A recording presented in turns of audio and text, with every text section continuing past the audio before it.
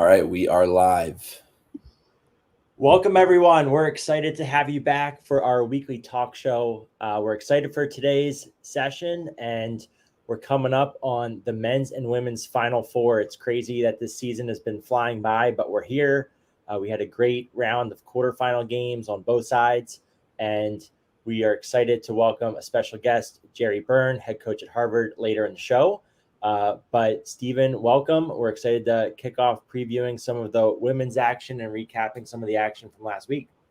Yeah, Deemer, excited to get started today. Obviously, we had some great games last week on the men's and women's side. The women's quarterfinals took place on Thursday, and then the men's were Saturday and Sunday. I know you were able to catch the BC Michigan women's game live. I saw the Syracuse Yale women's game live, and then obviously watched those games this weekend on TV. But looking ahead to this weekend, beginning on Friday. So obviously today's Wednesday, but next week, Friday, we have the women's semifinals. So this is going to be taking place in Cary, North Carolina, same site as last week. At 3 p.m. Friday, Northwestern will be playing Florida on ESPNU. And then at 5:30, BC is going to be playing Syracuse, also on ESPNU. The final will be taking place, the national championship game on Sunday. Looking forward to these games. I think taking a look first at Northwestern and Florida, the 3 p.m. game. This is the first matchup of these two teams since 2014. Northwestern coming back to the Final Four here. This is their fifth consecutive Final Four, and they're the reigning national champions. They're headlined by Izzy Skane, Aaron Kuykendall, and Madison Taylor. On their way to the Final Four this year, they really haven't had any issues or any struggles with anyone that they played. Most recently, they played Penn 20-7. Sorry, they beat Penn 20-7 in the quarterfinals. And Kuykendall, who I was just alluding to, had 11 points.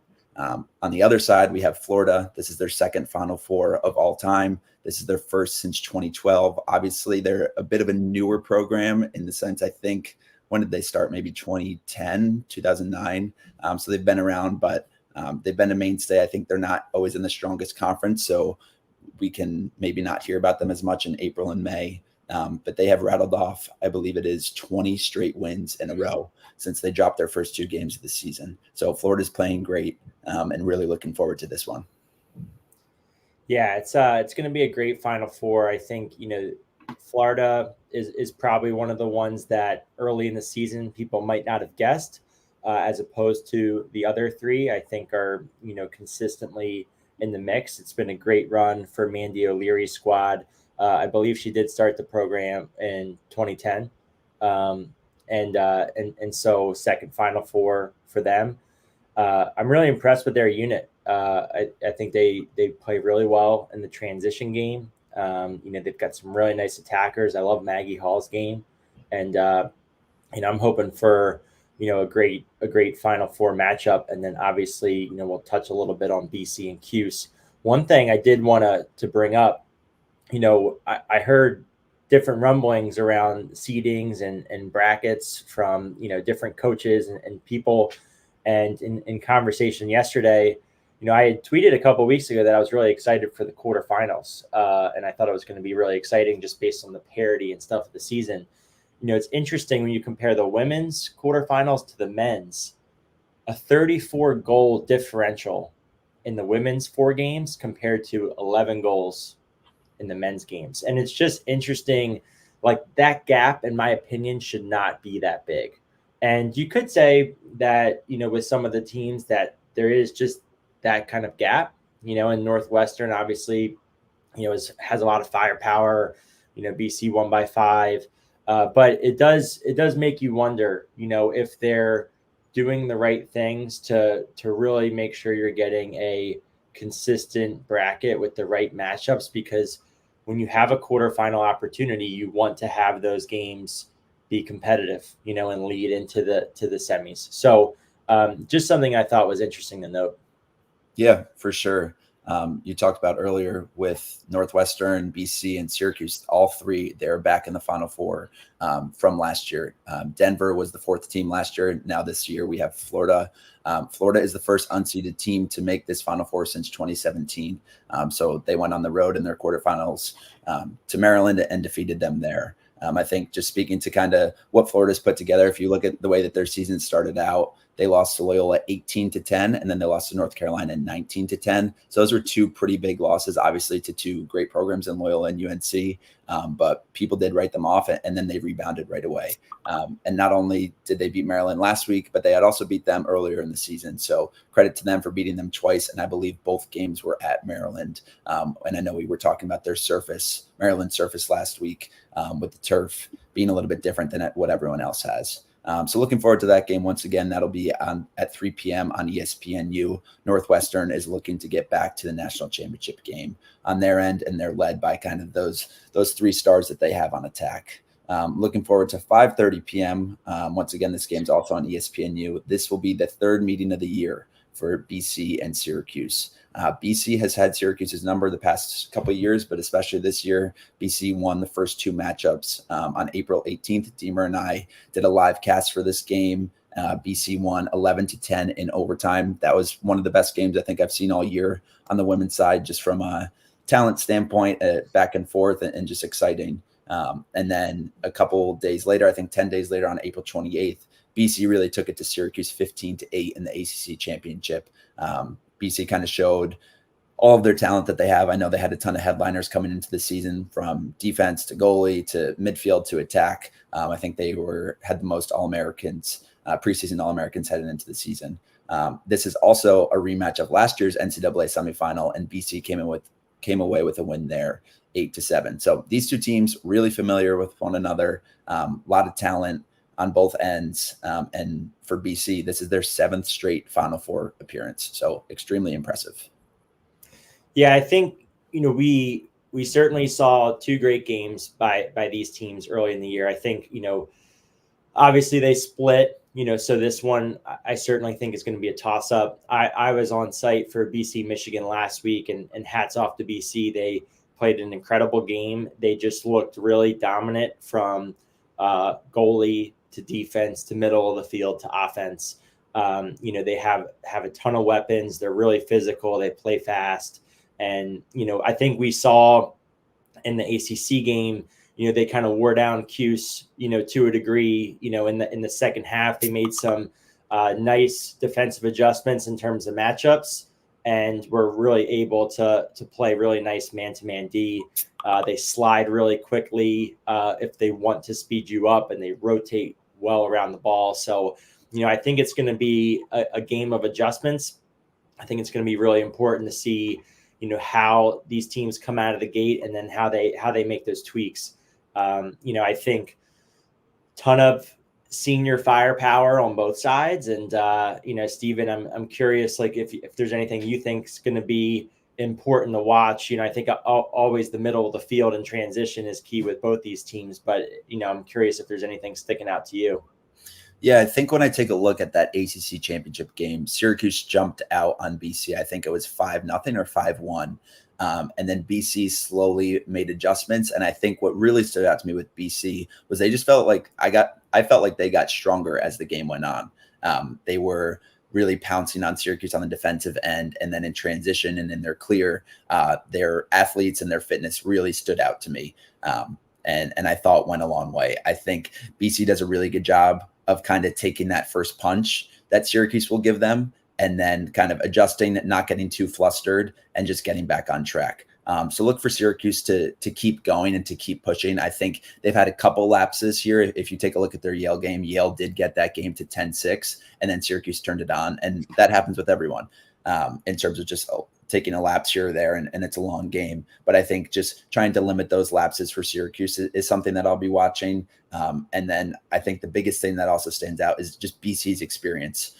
I said that this is their seventh straight Final Four appearance. They're going for their seventh straight national championship game appearance as well. So everyone on this roster, they've won that semifinal game outside of the transfers that they've had. So looking forward to this game. I do think we're most likely in for another thriller between these two. It's been that way since maybe 2021 when BC beat Syracuse in the national championship game. And obviously both programs have been kind of perennial powers and in the Final Four. So definitely looking forward to it. It'll be interesting to see with how well these teams know each other, what new wrinkles, are shown in the games. Is there a different look? Is there a different scheme that they maybe haven't shown? Or is it, hey, like we're going to line up, we know this team, and we're just going to battle. I think there's probably a mix of both. We talked about that on the Gamecast because we were discussing some of BC's looks versus the zone. And then we saw them score on one or two of those in the second game in the ACCs. So, maybe some gamesmanship there in terms of what you're holding back versus, obviously now you got to lay it all on the table, to get to that final round. I think another, trend line that has continued is McKenna Davis quarterbacking the BC offense. I think she's in the mid 80s for points. Her and Rachel Clark are neck and neck, but I think it's over 50 assists.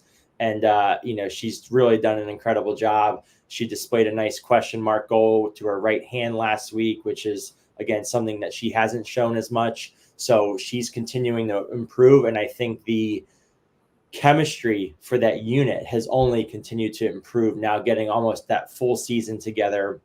And then you've got, Martello, who somehow seemingly feels underrated for how impressive she is. So, again, Syracuse defense is going to have their hands full. I think if Delaney Schweitzer can be over 50%, that bodes really well for Cuse. And, obviously on the other end, Cuse is going to need to continue to produce throughout the game just because that BC offense has a lot of firepower.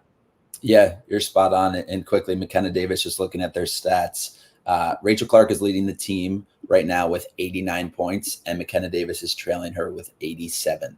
McKenna Davis, 64 assists. So she really is that true quarterback for them and gets that offense running. And obviously, Rachel Clark is UVA transfer and Emma Lopinto, Florida transfer. Lopinto has 79 points. And then Kayla Martello, who you're alluding to, has 71 points. And I think you're spot on with her being underrated, which is wild because in the ACC championship game, she had 6 goals. And I don't even think she was named MVP of the ACC championship game. So BC is loaded with talent. I think Syracuse, they also are loaded with talent. And I think they're led by Emma Tyrell, Emma Ward, Olivia Adamson on the offensive end. So we'll look to see kind of how this game plays out. I will be in attendance, obviously looking forward to it. Like I said, I think we're going to get a great one here. I think that kind of covers our women's coverage for this week. Once again, those games are on Friday, and the final is going to be on Sunday. We are going to bring in both Matt Dunn and our special guest of the week, Gerry Byrne, Harvard men's head lacrosse coach, to discuss the men's Final Four, which we're also looking forward to. So I'll add them right now.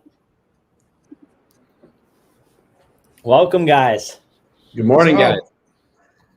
How we doing? Outstanding. Awesome. Well, excited to have you all on the show. I'll just do a quick intro here before we get into our men's preview. We're excited to welcome head coach of Harvard, Gerry Byrne. Gerry, I would really say since COVID, we connected during COVID. He was extremely generous with his time, and since then he's been a great mentor and supporter of myself and FCL. And Gerry, I really appreciated the friendship, and I know it stems back to some recruiting back in the day, but we're excited to have you on, and it's been really fun, getting to know you over the years. So thanks for spending time with us today. No, it's great. I'm definitely raising the average age of this podcast significantly. A lot of good hair on this. Me, not so much. That's why I have a hat on. So.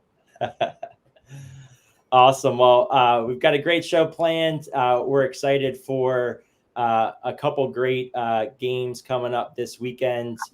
Last week, we just did some recap of our women's games. One point that I thought was interesting that I made was, on the women's side, there was a 34 goal differential in the quarterfinals, but on the men's side, 11 goals and a couple great games. So, guys, excited to break this down today. And Stephen, why don't we start with, Notre Dame, Denver, and if you want to set the table here. Yeah, for sure. So the men's Final Four is going to be taking place in Philly. These games are going to be on Saturday, and then the national championship game is going to be on Monday, Memorial Day. Notre Dame versus Denver starts us off on Saturday, noon on ESPN2. This is a rematch of the 2015 NCAA semifinal where Denver won in overtime. The last matchup between these two teams was in 2020, and Denver won that game 14-11. Notre Dame, they're back in the Final Four for the second straight year. Obviously, they are the reigning national champions. Notre Dame defeated Georgetown 16-11 in the quarterfinals to get here. They avenged their lone loss on the season, which Georgetown had on them when they beat them in overtime in South Bend. And then on the other side, Denver beat Syracuse 10-8. I believe that was Denver's first win ever over Syracuse. This is Matt Brown's first-year head coach. I think Denver's a very complete team, and I thought they played really well at Towson. So looking forward to this one. I know a lot of history between these two teams. I feel like we've had a bunch of thrillers, whether they're in South Bend or whether they're in the playoffs. So really looking forward to this one. And once again, this one is at noon on Saturday. Yeah, I think, we talked about it before, but I hadn't had a chance to see Denver play a ton this year until the playoffs, just given, Big East and the way their games are televised. I've been extremely impressed by that unit, in particular their defense. I've heard a lot about them. They're the number 3 scoring defense and number 1 man down defense. They play differently than I would say I was coached throughout my career, how I would say most teams in the league play, especially the teams that are in the playoffs at this point. But very impressed by the personnel they have on that end and how effective they are, but they play a little bit of a different style. Coach Byrne, I'm actually curious from your perspective, as a defensive mind, looking at a team like Denver that's been very effective this year, but I would say has a little bit of a unique playing style where they seem to really pack it in off the ball, slide a lot, play very tight, don't seem to get out to X that frequently, aside from I think a game plan adjustment with Spallina versus Syracuse. But kind of curious to hear what you think has made them successful as a defensive unit this year. Oh, great. That's a great question. I think they've always kind of done this, probably the last 15 years. They were one of the first teams that were, right, we're going to meet you at 15 and force you side to side. And, where the kind of the traditional kind of methodology had been, whenever possible, meet teams at 20, meet them at as far away from the goal as possible. So going back toward kind of the middle of Coach Tierney's time there, they started to, I think it was just more like, maybe not athletically, they just felt like every team wanted to be a throw and look inside. And their philosophy was, we'll meet you at 15, we'll hedge adjacently from both directions, probably show a little bit from the crease. So it kind of would screw with your processing as a Dodger of, well, I got parts of 3 people committed to me. I should be able to skip this ball. I should be able to throw the ball into the crease. And it had kind of a counterintuitive effect. It kind of froze the Dodger, who couldn't go all in. He was likely right at the edge of his range being contested. And the longer he held it, the more those guys would flex back. And back then they guarded below GLE a little bit more. And then they would just completely surround the front porch. And so the guy who caught the ball after you had parts of multiple people committed to the Dodger would instinctively want to look inside, and he would look too long. And then finally, when you got the ball to the backside, you're meeting at 15 again and kind of flexing and having a lot of east-west and adjacent help. So, even back in my previous position, we had a hard time scoring on Denver. And then you layer that upon, pre-shot clock, you were having like 20 possession games against Denver.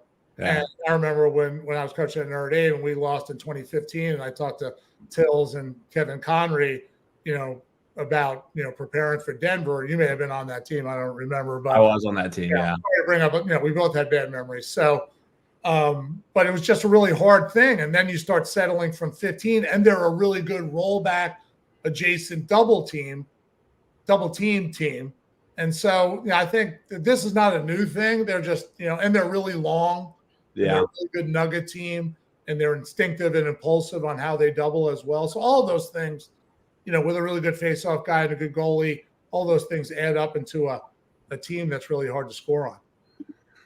It's interesting too, because I was going to say it's interesting too when you talk about meeting them at 15 and stuff. It seems like even some of the announcers have talked about Coach Matt Brown has really credited some of his short stick D middies with their abilities. Is that a matchup? Their D mids versus obviously guys like Faison's drawing the pole. Dobson's being covered by a short stick. I feel like how that matchup goes could be pretty impactful for what Notre Dame can create versus obviously like a lot of their possessions finish with the Kavanaughs. Is there anything interesting that you're looking for on that front when you kind of layer in now how Notre Dame might attack?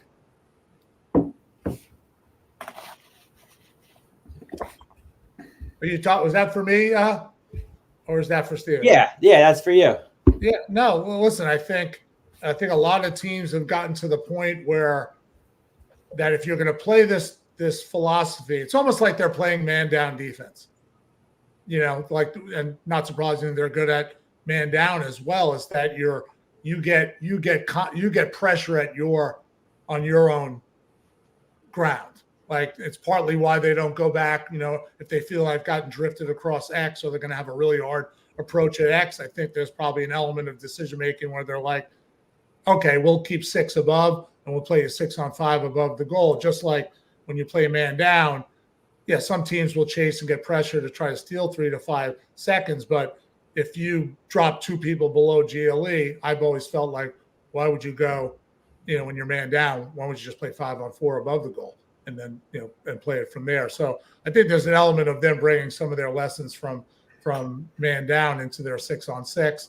And, to get to this level, you need really good D middies. You need D middies who play big little well, who play doubles well, who can obviously, when they get matched up against the other opponent's best dodger, that they're not going to freak out. I think with how they protect the front porch, Taylor's, really good crease guys. Even if they only get 4 touches a game, they find a way to score 2. Whether it was Jay Carlson or Ryan Hoff or Mikey Wynn when I was coaching at Notre Dame, like having a great inside guy is so valuable. You had, I think, maybe Keogh or some of the inside guys at Syracuse at the time. It's like that puts a lot of pressure, but Denver's already good at protecting the front porch. So I think, guys who can get the ball and jab and rip before an adjacent double can come. Dobson's obviously good at that, and Faison's good at that as well. I think it's going to be an interesting thing, but I think, in the existing shot clock era, maybe you didn't jam the ball and throw as many skip passes as you do now, but Notre Dame is just super great spacing and really confident stick handlers and can really shoot out of a jab or shoot out of a roll really well, which I think you're going to have to do to get to 12 or 13 against Denver. You're going to have to make those kind of plays. Yeah, I think you're spot on. And just taking a look back at this Syracuse-Denver game, I think if you told Syracuse before the game that Denver was going to be held to 10 goals and they had to beat that, I think Syracuse would have probably felt pretty good just based off of the offensive season that they've had. Just taking a look at the stats from that game, and you're talking about maybe some different feeding different looks, but Syracuse only had 3 assists against Denver. They really found the most success with, I think, Sam English kind of ISO dodging and Michael Leo ISO dodging. So that's something to look out for. Obviously, Denver has some really good dodgers and Pat Cavanaugh, Chris Cavanaugh, Eric Dobson. They've got a lot of guys, but will just be interesting to watch and to see kind of how they approach it. If they find Jake Taylor inside, if they're able to. I think I was really impressed with Denver's defense. I think they play as a great unit, and I was really just noticed their length. I think that was one of the biggest worries, and we had talked about that last week on the call, just Denver's size that they have.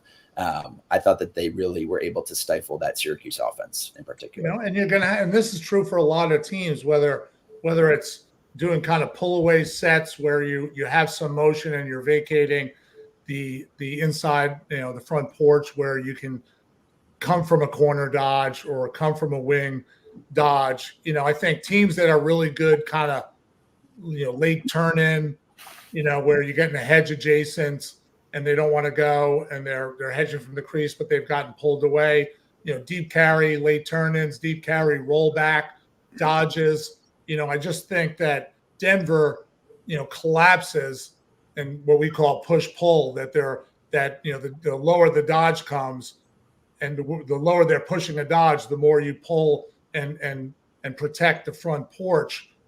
Now you're giving up maybe deep carry skips. That's a weak hand feed. Or if you're trying to get back to your strong hand to the front of the goal, you really only have one feed, which is thrown into a drifting attackman over the top of the goal. So I think Denver's really good at kind of making you make really good plays / great plays to score.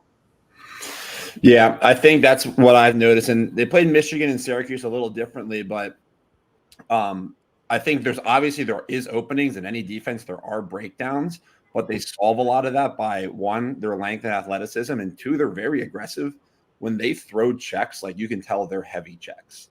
Like, they throw the types of checks where the ball pops out of a guy's stick when you land it, and usually have 2 or 3 guys swarming to anything that is within that box area, wherever they draw the lines, or that 15-yard range. Like, Syracuse had a number of times where they had those quick slip throwbacks, but the guy trying to throw it probably didn't have the time or space he would have liked to have had trying to make that pass. So I think it just depends, Notre Dame's ability to tease out some of those slides as Denver starts to send guys and be able to handle the pressure to move it.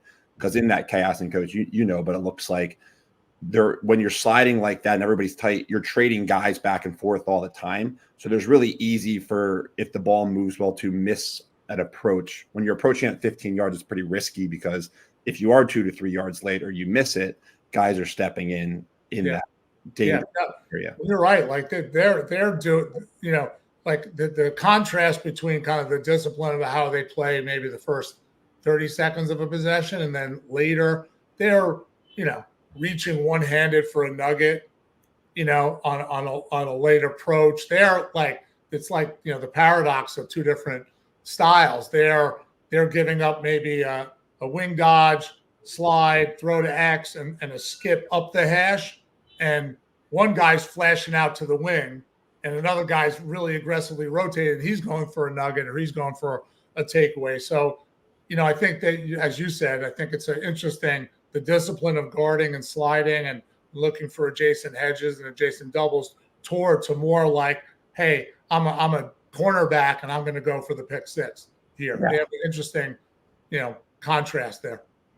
Yeah. It reminds me a little bit of like almost box style defense, where it's not as traditional. Like, you kind of just find ways to be disruptive, force a guy to tuck a stick rather than, approach and break down. And then you trail him and you send a guy when he gets tight, and you just really you close decision-making windows for the offense very quickly. Yeah, and try to speed the team up to go all in on a play maybe they don't want to make. And if they use kind of almost like, like, all right, you dodge and you force a slide, you always want to look for the crease, and you always want to look for maybe a diagonal skip or a skip above, the opposite side of X. And the more you do that as a dodger at X below, and they're not guarding you, or they're late to that approach, they're just killing seconds off of a possession.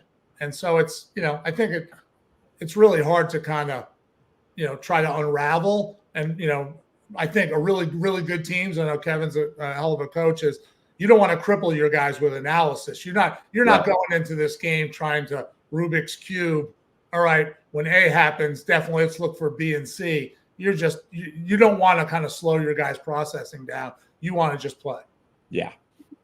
I think that's interesting too, because when I've looked at a lot of the Notre Dame high wing dodging, their motions are so simple. They'll have a Chris Kavanaugh often start on the crease. Taylor might be opposite, GLE. They'll get a simple exchange.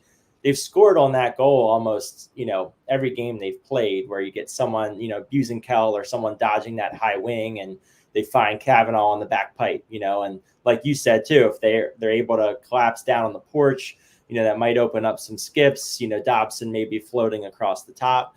But I feel like, for sure, like they've run the table. They've only had one loss early to Georgetown, which they avenged last week. They're going to trust their guys and their horses and not overanalyze it probably. And that's something I think is interesting too. Like, when we look at, them being the top man up unit, everything operates out of a simple 3-3 and they've got really nice personnel. Devin McLean's been a really nice piece for them this year with, I think, 7 man-up goals on the season. So, they're going to probably come in and do what they do and try to overpower.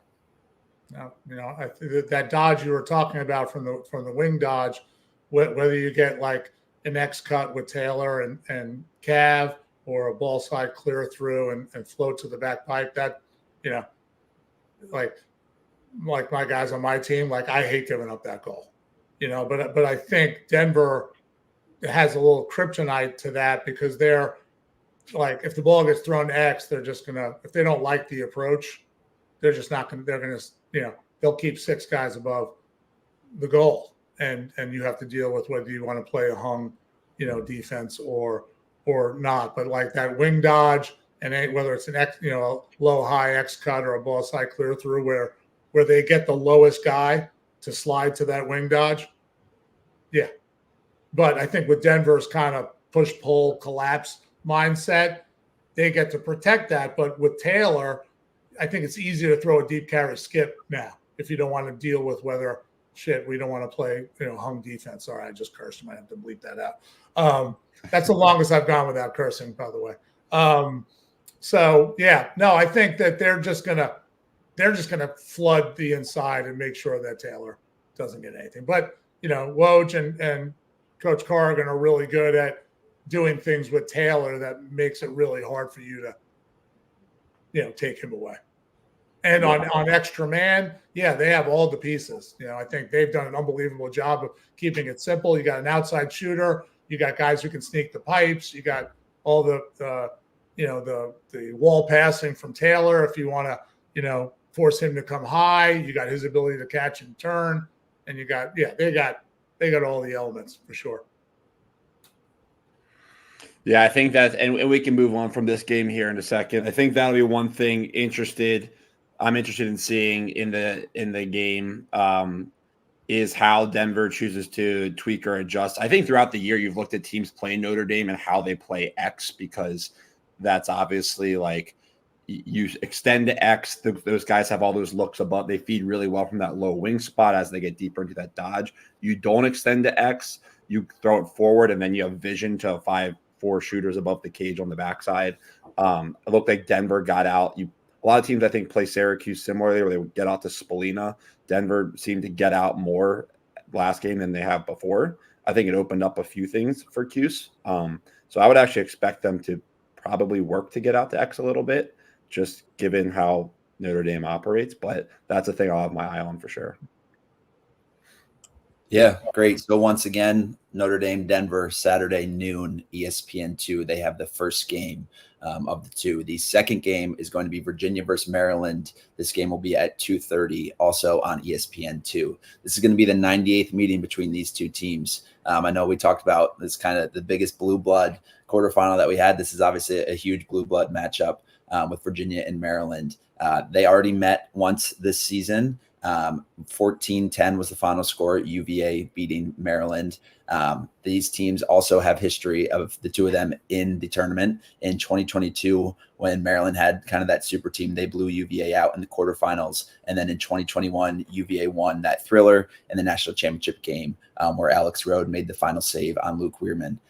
Taking a look at this game and how these teams got here, Virginia beat Hopkins 11-10 in overtime in the quarterfinal. Connor Schellenberger had the overtime winner. McCabe Millen finished with 3 goals and 3 assists. I think the biggest thing and one of the biggest storylines outside of kind of Schellenberger scoring the game winner was just the change in goal that they had. UVA pulled Matt Nunes and put in Morris, who I believe finished with a 57% save percentage. So we can look ahead to that and kind of how UVA will approach this next game. And then Maryland beat Duke 14-11 in the quarterfinals.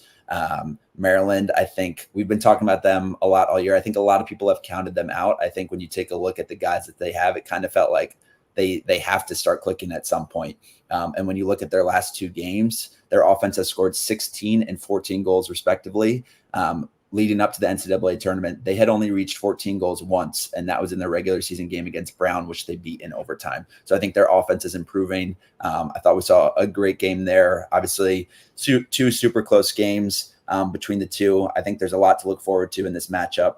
I think obviously what jumps off the page for me right away is Schellenberger versus Ajax again, which I know we've covered a lot, but looking forward to this one. And once again, this is the second game of the weekend at 2:30, Maryland versus UVA. Yeah, I mean, I think always a big game. Maryland's a different team, hopefully, right now than they've been, but there's still, you look at the first half of the Duke game, it didn't look super promising. If you look at Maryland, Virginia earlier this year, it never really felt like Maryland was competing as much as you would like to in that game. However, we all know May is much different than March.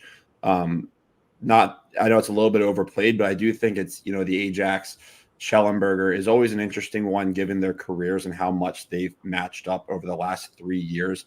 And then to come to both of their final years playing in a Final Four game. I think it's a pretty cool matchup.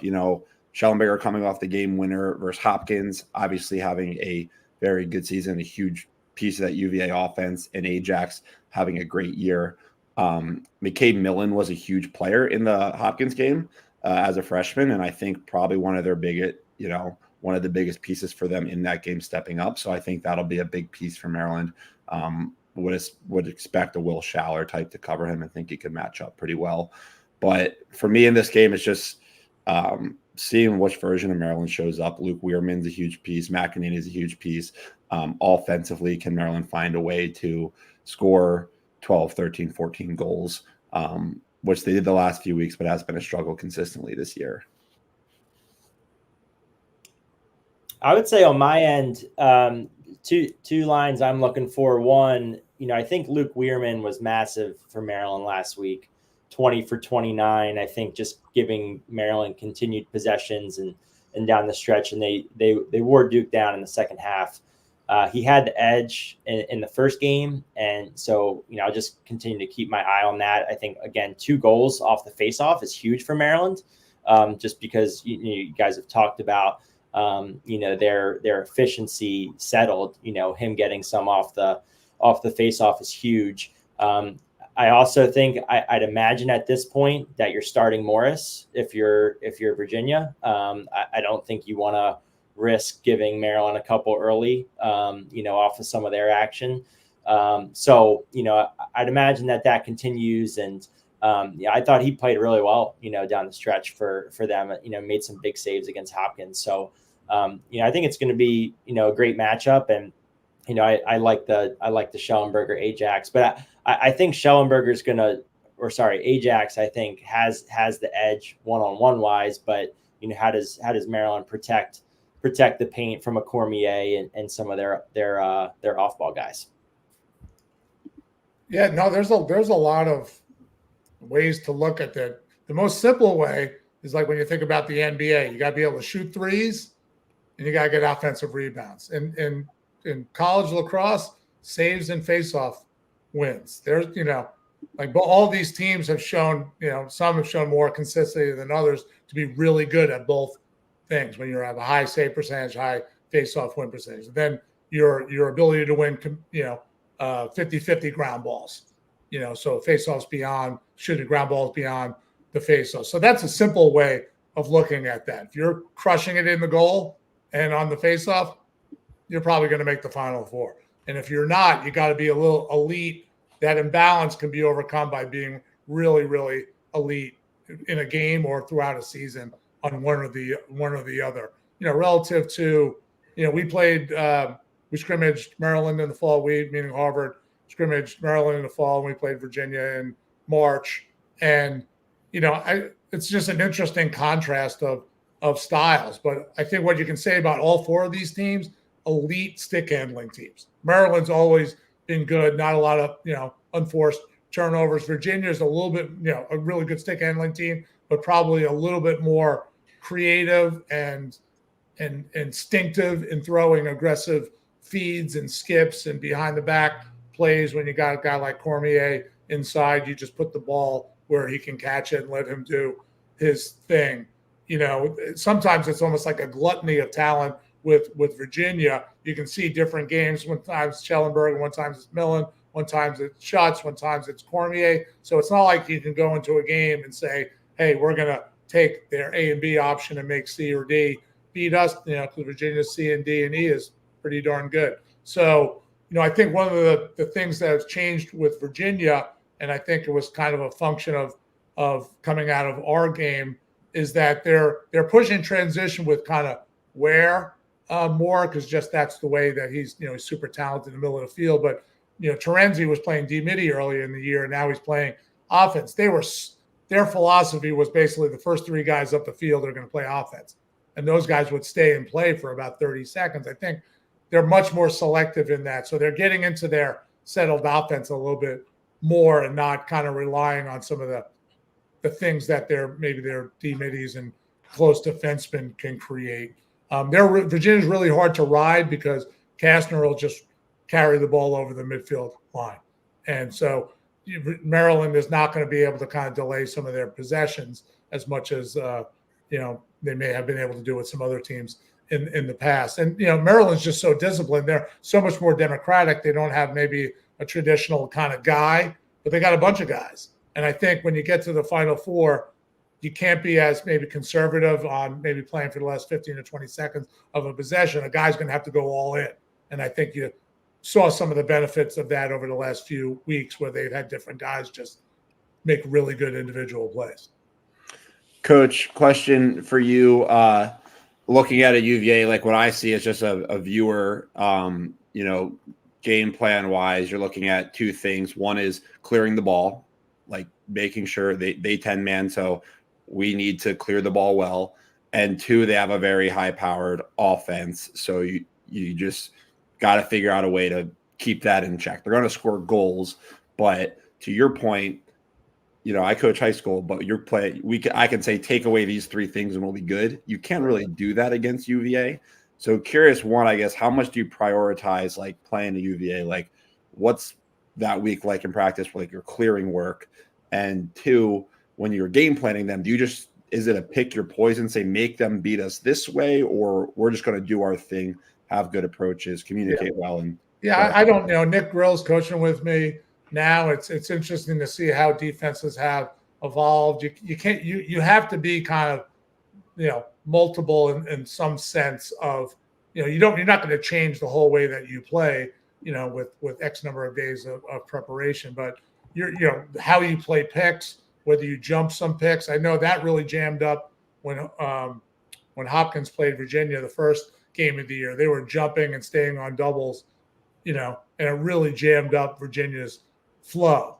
And it really, it just made them really uncomfortable about creating a lot of big little for Schellenberger to try to get a short stick on him. So I'm not saying that Maryland's going to do that, but just learning from Nick here in the last 8 or 9 months that they may tweak that a little bit just to create a little bit of doubt. I don't think they're going to change any of Maryland's not going to change the way they play big little if there's a matchup with the short stick on Schellenberger. You really don't have time to change, and so when in doubt, you kind of want to rely on your strengths and make it really difficult. Maryland has a heritage of making it really difficult to score, and so and they have a great goalie, a guy who has a history of being great, and so you're not going to change too much about what you're going into. You might force so and so to a weak hand in certain situations and things like that. You might do some things like that, but I just don't see Maryland, just because when you have a heritage of success, it's not arrogant to think that you're going to be able to continue to do that. And they have the lessons of all these previous games, and Tills and the Bernhardts and all those guys will be watching plenty of film as they go into it. So they're going to figure out what's worked in the past, what's jammed up Virginia, and go from there. And Virginia is going to do the same thing. Virginia's going to hey, we have an elite quarterback and Dodger at X. We got an elite off-ball guy. We got fast Dodgers and big Dodgers. They're going to rely on what they've done well as well. One thing we talked about after Maryland beat Princeton was, Maryland displayed a lot of nice goal line pick action that created a lot of up the hash type shots. Now, I think some of those are only 1 or 2 yards up the hash. Maybe those are a couple saves that you want back, obviously depending on goalie play. But Princeton pretty consistently dropped under those picks and allowed hands free. UVA, I think, has more length on D. Guys seem to be more aggressive. So I'll just be curious to see how that plays out if Maryland can still generate some good shot opportunities there. But I definitely agree with you in terms of you don't have a ton of time in terms of strengths, to kind of make too many changes. And I'm curious, Gerry, like it might be similar, but from a, preparation standpoint, if you advance past the semifinals, how does scouting work for the Monday game? How do you approach the weekend, to regroup from the semis and then prepare for a final game? I mean, you guys have been there in some level or another. You tend to do less. I remember, Bruce Arena, who was the soccer coach. He was actually a lacrosse coach. My older brother's a lacrosse coach at Virginia. Is probably the greatest soccer coach in American history. Coach Corrigan was talking to him, and he asked him about all of his success in the MLS and coaching all these different national teams. And his answer was, at the end of the year, you do less. And so, the mindset, I think, for a lot of coaches is, if you make the final game, is, all right, you watch that, depending on when you play, but you're going to watch that game that was just played either before or after you. And you're sitting there with if you played them before, your existing scout, and you're just figuring out, what do you want to take out? What is not true anymore? Or what is new? What is, Joe Schmo added to his game since we played in the regular season? Or what has he added to the game, when I watched that game earlier in the spring? And you're figuring out what you can take out from a personnel standpoint and what you're going to add in. You don't want to make it longer. You want to make it shorter. You want to look at their sets and say, all right, they have a couple of set plays, so we want to kind of make sure we have the IQ of how to defend that. They have a couple of set plays out of timeouts or end line restarts or critical parts of the game, end of quarters. So you have kind of an idea of that. You're going to show and work through those, and maybe you include those in the paper scout. And then what thing have they not done, since the fourth game of the year? And then you make a decision, is that something that we've struggled with, an action or an action within the action that, whether it's what Matt was talking about, a ball side clear through, float to the back pipe or from a wing dodge. So you're trying to kind of like decide, and you start with, all right, I only want this to be X number of pages long or X number of clips to show. And you kind of go through this filtering process.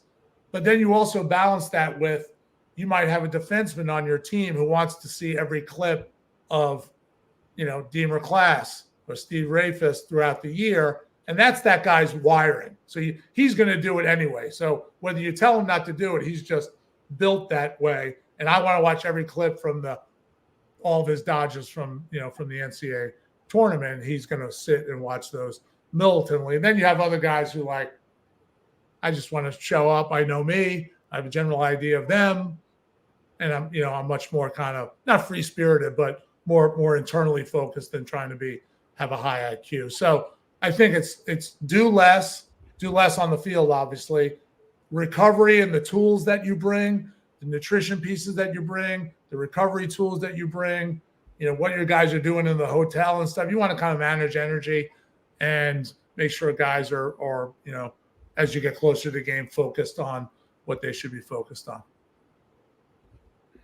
Awesome. That makes a lot of sense.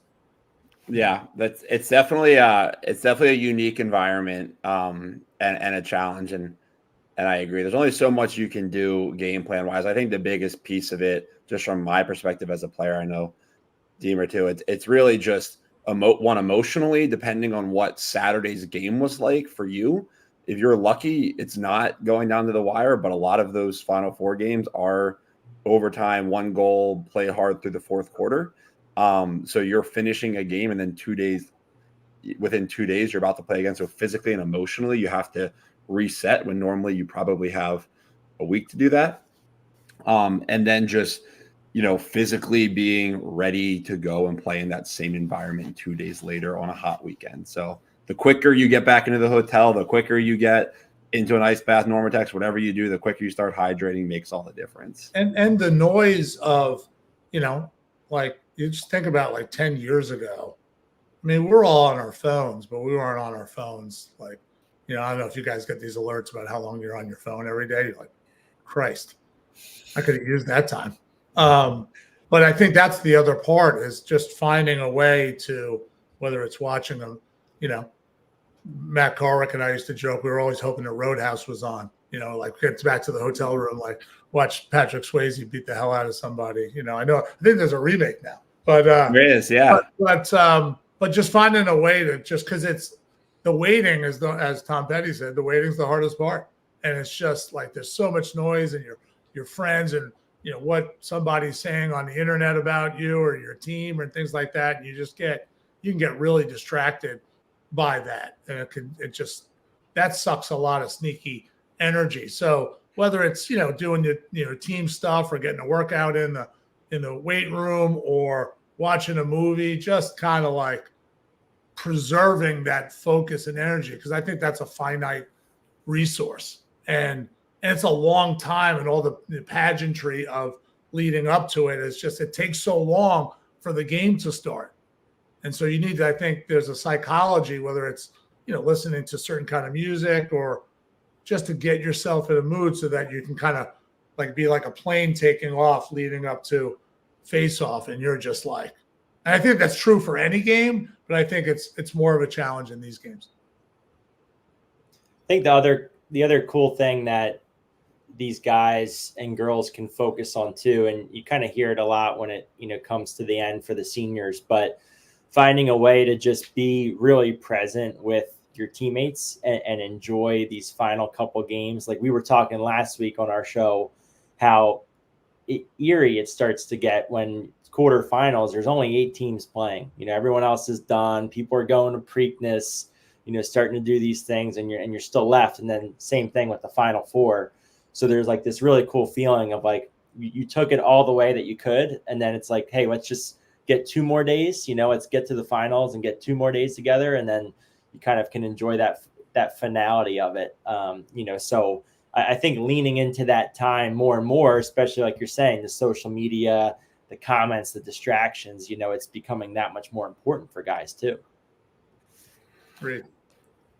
And Coach, you let us know how you're doing on time. I did have a few guys, if we're good on that, a few outside of the Final Four topics I wanted to bring up and discuss. Go ahead, lay it on me. Yeah, Coach, touching on some of the trends we were just talking about and alluding to, lacrosse has changed in the last 5 to 10 years. Just shot clock's an obvious one, but I also think skill of the players, in different influence of other sports in the game, the way teams attack. Have you found the way that you approach coaching defense has changed in the last 5 to 10 years on things, whether it's strategy, philosophy, techniques you prioritize with your guys, the way you drill it? I'm curious, maybe from 2016 to today, how has that changed for you as a coach? Yeah, probably just more in the last couple of years, and having, I had a young assistant, Ted Bergman, before, and now Nick Grill, who's a Maryland grad here. It's more like, how do you create more turnovers? How do you take your kind of fundamentals and your foundation of how you coach and maybe tweak it a little bit that creates maybe some more pressure on the offense? The 80 seconds is a long time, and a reset 60 seconds is a long time too. And there's probably some research that shows, that second possession probably has like the scoring percentage is probably doubles relative to your defensive efficiency. So obviously working on, in my previous, the way I looked at it, I really wasn't worried about stick handlers and guys who could run the field and score and do stuff like that. It just didn't matter to me. Now in the shot clock era, guys who can scoop and escape and dodge and, throw, take a 60-yard shot, throw a really narrow seam pass, dodge through a gauntlet of attackmen versus a deep ride, and then deal with, a D-midi waiting for you on the other side of the midfield line. Like, those were not things I thought about. And, I joke Matt Landis could barely catch and throw before he got to college. So, Matt, if you're listening, you became a really good stick handler and scooper. But now that's really critical. That's a really critical thing. So you have to recruit that on some level, and then you know guys who know how to double team, and if you're a team that slides from the crease, adding some element of rollback doubles and things like that. I know that was a thing that we always prepared for Maryland. Like if Matt Kavanaugh came up the hash left-handed and he rolled back, they knew he was going to come back left-handed. So the guy from Maryland would come down and double team down the hash, right? You know, that sounds familiar, right? And so a little bit, yeah. Empowering your guys to get out of, all right, here's the structure of how we play, but you also need to give your guys some license to make instinctive athletic plays that are outside of the regimented, if A happens, B happens rules. So I think, Nick has really helped me to incorporate some of the stuff from the PLL and from his experience at Maryland and Marquette that, adds some dimension to your guys, and it creates energy and much like you see what Denver does. I mean, they clearly have some rules, but they also have, guys have license just to triple team. Yeah. At times, you know what I mean? Yeah. And the next guy to a pile or, there's a double team happening, I'm going too. It's now a 3-on-1. And now offensively, you're kind of surprised by that. And now you're late, so there's a element of surprise that I think that I've tried to bring into what we're doing. That's harder to do when for a long time had been, we're going to do it this way, and this is the only way that you're going to do it. Now trying to give your guys, it's a little, for really smart guys at Harvard, it can be a little, but we've what do I do here? Yeah. Well, you told me I couldn't do it that way. And so I think that's, I think the way we're drilling and the way we're communicating, the way we're using technology, the way we're using, meeting our guys where they are technologically and some of how we share things at Harvard and, some of the challenges within our league. You have to be open to guys breaking your rules sometimes. Have you found one thing that, you have a bunch of great stuff on YouTube that I watch and I've seen you talk about on other podcasts, the way you drill defenders over time, it seems like, and correct me if I'm wrong, you've been very big on getting a lot of reps on things, kind of breaking guys into small pods on quadrants of the field so that they can rep these things, these skills, whether it's the shedding a slider type of thing. Have you found more drills like that can incorporate this, like empowering the players type of, mindset? Yeah, I mean, I think coaching that way, and again, there's a million ways to skin the cat. I'm not going to infer like that's the best way, but like the reason why I taught like that is because regardless of where you're coaching, you only have a finite amount of time and you have a finite amount of space, and so if you accept both of those things, you're going to try to create drills that have like multiple levels of teaching and learning, combined with peer-to-peer community building and peer-to-peer communication. Like this is a generation that is not really comfortable telling each other what to do or to have like really critical conversations. So if you're creating a 3 or 4 or 5 person drill where, Matt, you need to tell Steve and Deemer what to do and also tell them when they're not doing it correctly, that's a benefit. And now you're doing it maybe at 75% speed and everybody's got defensive sticks. So it's not as stressful as if, you had to guard Steve one-on-one. Now you're guarding me one-on-one and I'm doing the drills that show Steve, coming up left-handed and rockering or a left-to-left jab and splitting righty and coming back left-handed. I'm summarizing your dodging time from Syracuse. That's at least my memory. And so you practicing that with you and me doing it in a drill. And then when we go to do 6-on-6 and the guy who's playing Steve Rehfuss on the scout team is obviously going to do it better than me, but now it's getting closer. And then we do it as a pregame walkthrough drill where we're doing the practicing the dodges that Steve Rehfuss does. Now we get into the game. I've had like 5 rehearsals already. Yeah. Even though none of them have been Steve, I feel like I can see him in my mind. I know what the movements feel like.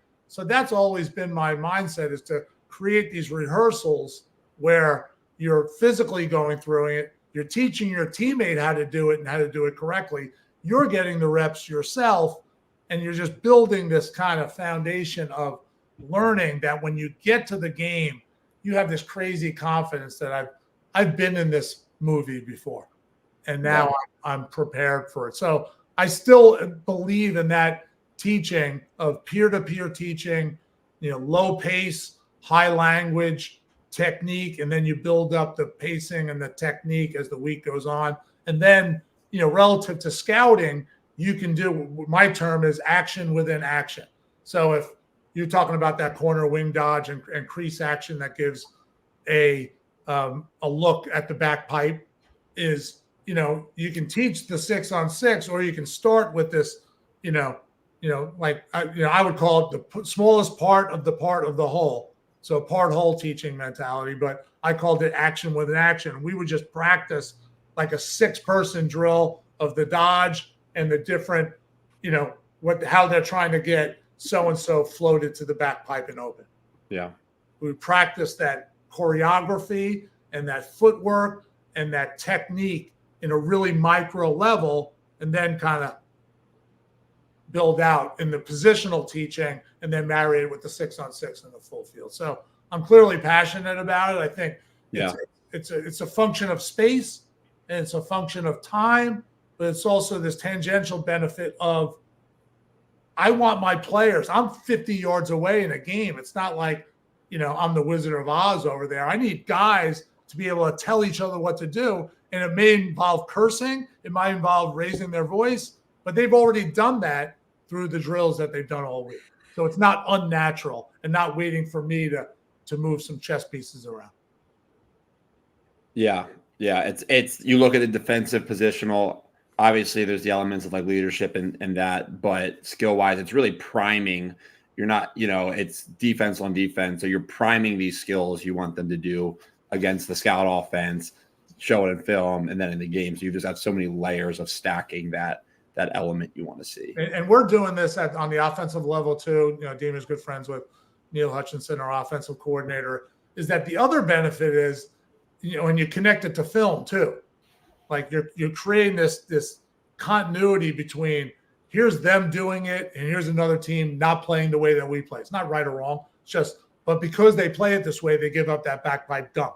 Yeah. Right. And so this is why we're not going to give up that. We're going to be vulnerable somewhere else, but we're not giving up that deep carry cross cage dunk. We're just not. And so, but you're teaching your guys, when you do it wrong, this is what the dodger sees. Or when your footwork or your stick goes here, the skip lane goes from this wide to this wide.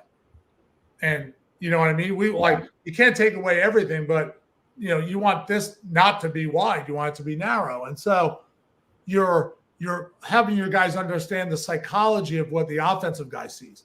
And by having your D-middies or defensemen play the role of Steve Rehfuss dodging, you're putting them in the place, now I know why that look is open. Or now I know why it's important for this to be here and not here. You're adding this other layer of them understanding your opponent's strategy or what the dodger sees.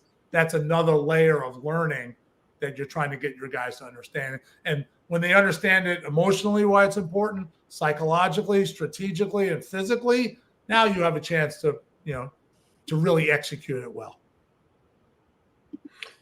Yeah, no, that makes sense. I love that. The last question, you might have kind of hit it, but the last question I have, do you feel like you've kind of landed on a few things that are what you would consider like the 80-20 of a defender's skill sets? Like what are the few things that really cover the most ground for the outcome you want from a defender? Those like couple core things. But people ask about like recruiting, doing it for 20 years, you think you'd have all the, it's a fluid thing. Yeah. What I would say is I really didn't focus on recruiting guys who were elite defenders, back in the day, the guys, but I really wanted guys who knew how to play off ball. And now I've kind of flipped that, where I want guys who are elite defenders, and I'll teach them how to play off ball. Like we happen to be a slide and recovery team. That's probably more of a minority than most now. And so I still want guys, have some level of IQ to be able to do the things that we want guys to be able to do off ball. But I'm really more fixated on guarding now. And I think that's kind of a newer thing. I always cared about it, but I didn't care about it as much as, a guy who really cared, who demonstrated in his posture and his communication when I went to see him play that he could tell other people what to do and it stood the right way and all of those things. But so much more of a focus on guarding, much more of a focus on stick handling, just because, you're seeing, whether you're a team like Notre Dame, that's an elite riding team, or some of the others that, Virginia rides differently. They basically rotate Kastner up and let him rotate. Maryland runs a 2-5 clear, or they had run. So that takes a little bit, get 2-5, 2 guys low, 5 guys across the midfield line. That takes a longer to get into. And you got to throw seam passes. You're going to have to deal with Kastner, when he jumps you. So you got to practice that. Someone was asking earlier about, Deemer was asking about working on clearing. But you're going to have to, either get out quickly or, deal with the pressure for 3 to 5 seconds when you get over the midfield line. So, more guarding focus, more stick handling and scooping and escaping focus, because the teams are just so good. And if you our game against Virginia, we're winning in the fourth quarter and we failed to have first chance ground balls like 4 times. That would have ended, possessions. And they either checked it out of our stick or, we missed the first chance ground ball. So probably more focus on guarding and scooping and escaping. So. Got it. Gerry, one thing I had, and then we'll look to wrap up here. Yesterday I tweeted, if you're a young coach, what are people's advice for, getting better this summer, over the coming year, what are things that you would recommend to young coaches out there for just trying to improve as a coach? Obviously we're always talking about players improving, but I don't think there's always a ton out there on how to get better as a coach. Do you have any advice or thoughts? I think this is kind of a societal issue, is like not enough people ask, why do things happen? When you don't always get that when you're watching some of the games on ESPN where there's a fixate. Listen, sometimes a guy just makes a ridiculous shot or a ridiculous save or a ridiculous check or a ridiculous ground ball. So sometimes that is the narrative on a play. But I think more often that if young coaches would, all right, why did that goal happen? Because if you're not getting the analysis, the cause and effect of something on film, and now we all have the ability, I was just about to say TiVo, Jesus, 20 years ago. But now we all have the ability to rewind a stream, is go back and say, well, man, that guy, the D-Midi on ball fell for the jab, and the guy jabbed and pulled up and loaded up, and there was no time for the slide to get there.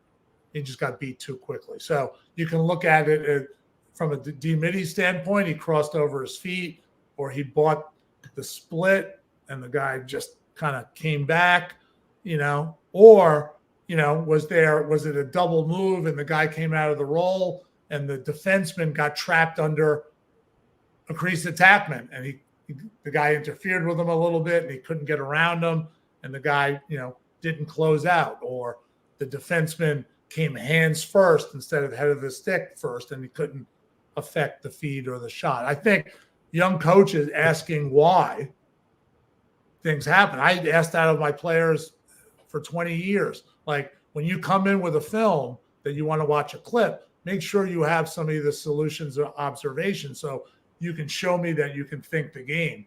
Not because I don't want to meet with someone, but I want to, like I said, I'm 50 yards away in a game and I can teach you this now, but it's like the Bible, teach a man to fish, he eats forever, So I think you want to kind of be a coach who kind of encourages that. So asking why stuff happens and then going back and picking, if you're an offensive coach, you're picking all 14 goals from a game and see, is there a consistent theme? Was it a defensive error? Was it a great move by an offensive guy? So I think asking why is really, really critical.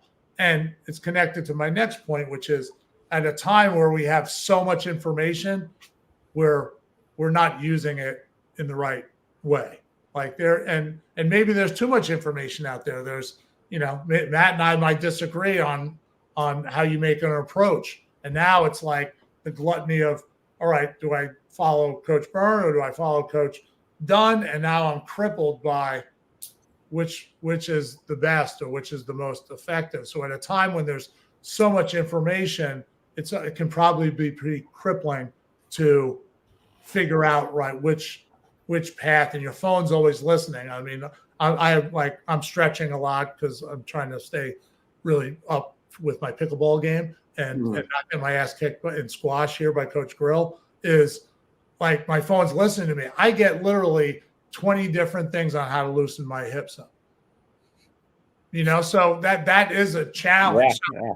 It may be that you just need to figure out who your sensei is for different offense and defense and things like that, and push all your chips in and go all in on that guy. So, I think being inquisitive and figuring out, I think a young coach, if you're a youth coach or a club coach or a high school coach and your team doesn't have a YouTube channel where you can be like, hey, I just saw this drill by XYZ, and you add it to the playlist and say, hey, we're going to do this drill today, so watch that clip from Coach Dunn or Coach Class.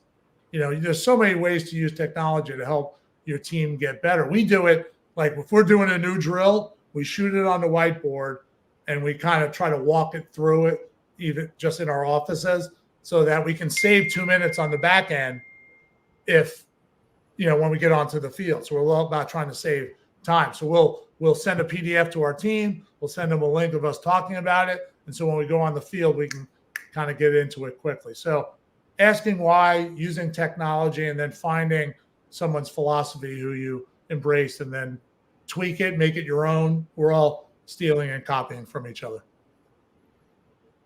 Awesome. I appreciate that. I think super helpful advice and good reminders for all of us as we head in the summer and our events and look to regroup for training in the off season. So I think that's it from our end. And Coach, we really appreciate your time and insights, and looking forward to a great weekend, and really appreciate having you on. Great. Thank you for any time, and I'm impressed with what you guys are doing. And I think you're helping players get better, but I think you're helping coaches get better, and that's a real challenge. It would be great if we didn't have to teach all the things we have to teach when guys get here from high school and club. And that's not there's not good high school or club coaches, but there's a lot of gaps. So teaching coaches how to watch film, how to create their own drills, how to teach players how to watch film is super valuable. It really makes for better lacrosse down the road. We appreciate it, Coach. Thanks for hopping on. Yeah. Peace. Thank you so much. Learned a lot. See you guys. See ya. See ya. Coach.